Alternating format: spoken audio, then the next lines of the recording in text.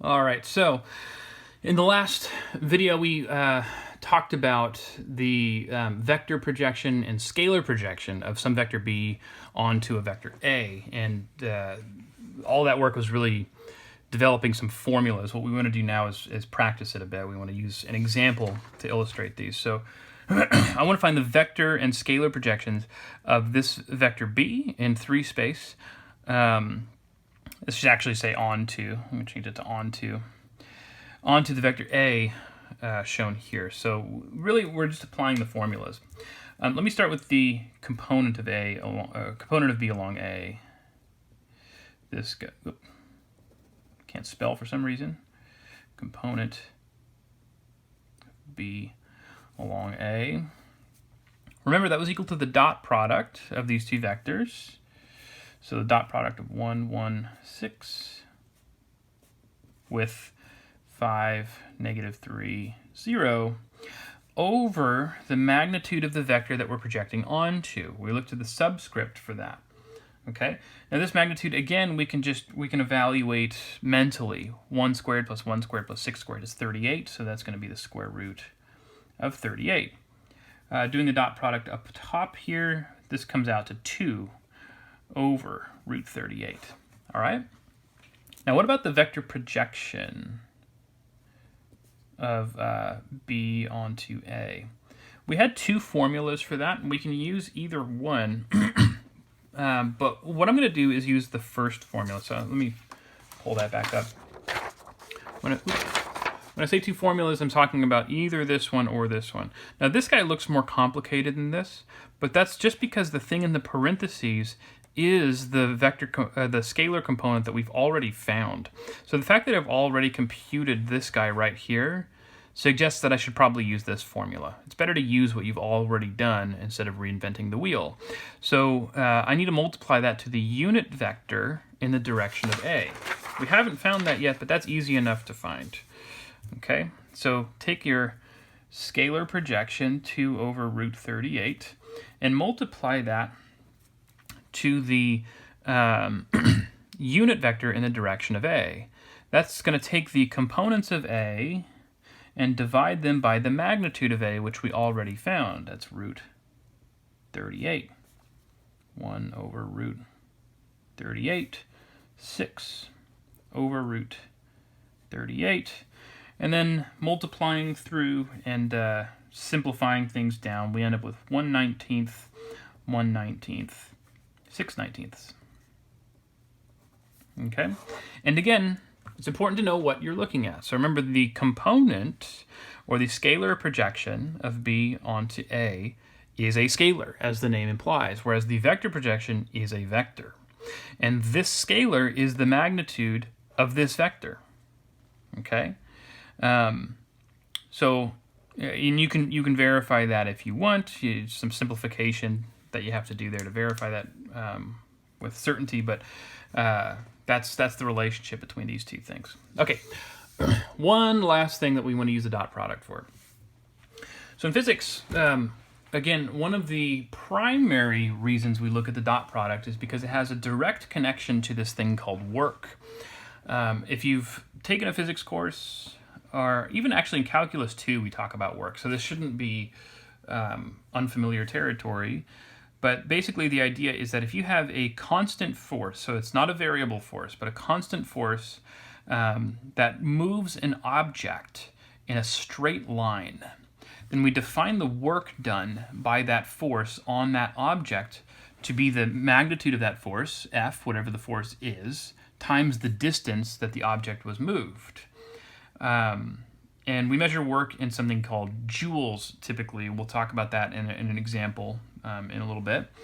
But oftentimes, the force that's acting on an object is acting in a direction that's not necessarily parallel to the vector, parallel to the direction that the object moves. So here's an example. Let's suppose that the object right here at point P is like a wagon. I think the example that your book gives after this uses a wagon, right? Now the wagon's going to have a handle, and if you're pulling the wagon along this handle, the handle is going to be angled upwards from the horizontal, most likely. That's typically what you would imagine. But even though you're pulling the wagon by applying a force in this direction, the wagon's going to travel this direction. So a force by itself doesn't automatically determine the direction that something moves. There's other forces acting on this wagon. Gravity keeps it on the ground, and so it's going to travel this direction. Okay. Now, how then do we compute the work done by this force acting on this wagon moving at this distance? Well, a couple of things here. First of all, notice some of the things that I've labeled here. Capital F represents the force vector. So, or capital bold F is the force vector, meaning it has not just magnitude but direction as well. Capital bold D is what we're calling the displacement vector, which we've defined before. Notice its magnitude, the magnitude of the vector D, would represent the distance traveled. And then there's an angle between these two vectors, theta. So this is where we have to think about how much of this force vector is actually responsible for moving the wagon this direction.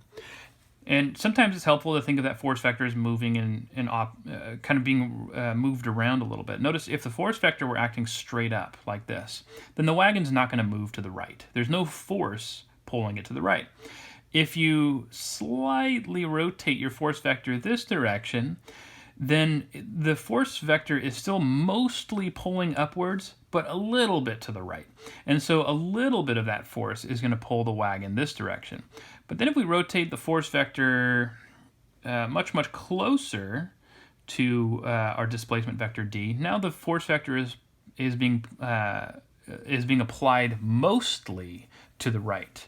And so there's much more force pulling the wagon this direction. Hopefully that makes sense. The reason I mention all that is because if we're trying to compute the work done by the force acting on this object and pulling at this distance, we need to focus only on what amount of this force is being applied horizontally, and that's where that scalar projection becomes useful. If we do a scalar projection of F onto our displacement vector D, you get this red vector right here, and that corresponds to exactly the amount of force that applies in the direction of D. Okay? So let's think about that for a moment.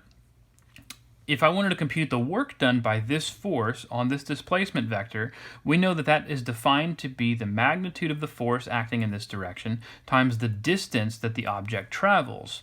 But the argument that we just made says that this capital F here that's not bold, the magnitude of this force being pulled in this direction is the same thing as the scalar component of F along D. Okay, so that is like this F right here. And then this lowercase d, as we said before, is just the magnitude of your displacement vector. So I'm just multiplying this guy to this guy.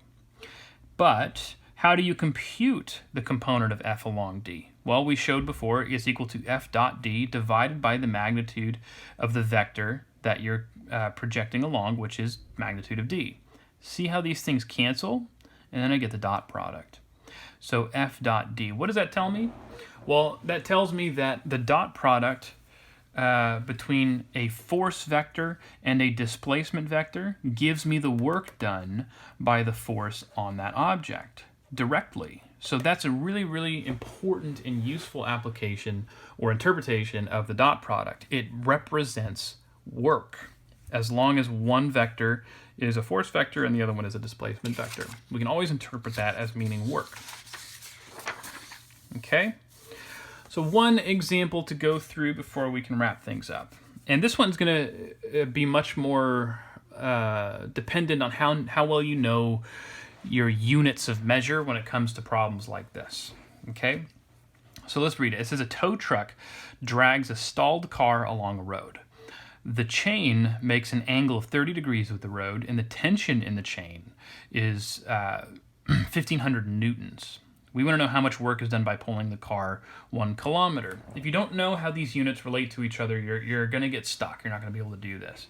So the important thing to remember here is that a Newton, let me back that up. The work that we're computing is measured in joules. Joules is given a capital J. But the literal meaning of joules is Newton meter. Newton times meter, you can think of that as a product, but a joule is another name for a Newton meter.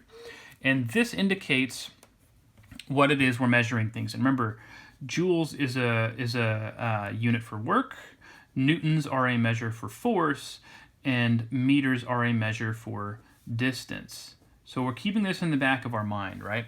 I can relate these things, and this tells me that any application or any interpretation of a force in this problem has to be measured in newtons. Any interpretation of a distance has to be measured in meters. The distance I'm given here is a kilometer, but I have to think of that kilometer in terms of meters. 1 kilometer is equal to 1,000 meters. So I'm going to be using a 1,000 when I have to use my distance. Okay, so I'm just sort of mentioning that. Now let's create a diagram to sort of illustrate this problem. Okay, I have a force vector right here and a displacement vector. And I have a angle of 30 degrees. So here, this represents the chain on the tow truck, and this represents the direction that the tow truck is pulling the car. How do I find the work done on this object, or by this force on this car? Well, we said that work is equal to force dotted with displacement. Now, in order to evaluate this dot product, I can't use my original definition for the dot product because we don't have the components for either of these vectors. And I had mentioned at the beginning of this section that occasionally happens. So I can't do the dot product in the most direct way without knowing those components. However, we do have a different definition for the dot product which will work here. This is equal to the magnitude of F times the magnitude of D times the cosine of the angle between those vectors, which we're told in the problem. Okay, so I can compute the dot product using that definition. What is the magnitude of F? Well, again, that's the magnitude of the force vector, and we're told that the tension in the chain up here, remember tension is a force, is 1,500 newtons, so that's 1,500.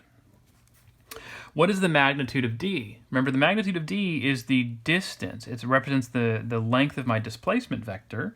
And we said that the distance was 1 kilometer, except we needed to interpret it in terms of meters. It's 1,000 meters. Finally, cosine of 30 degrees, we know is root 3 over 2. So if you plug this into a calculator and get an approximation, and remember the units of measure here are joules, we're going to get 1,299,038 joules approximately. Okay, so that's it. And again, the key idea there, work, is we can interpret the dot product of a force vector with a displacement vector always as representing work. We're going to use that idea in much more depth, again, in chapter 16, where a lot of these ideas sort of intermingle and come into play. Okay, that's it for the dot product.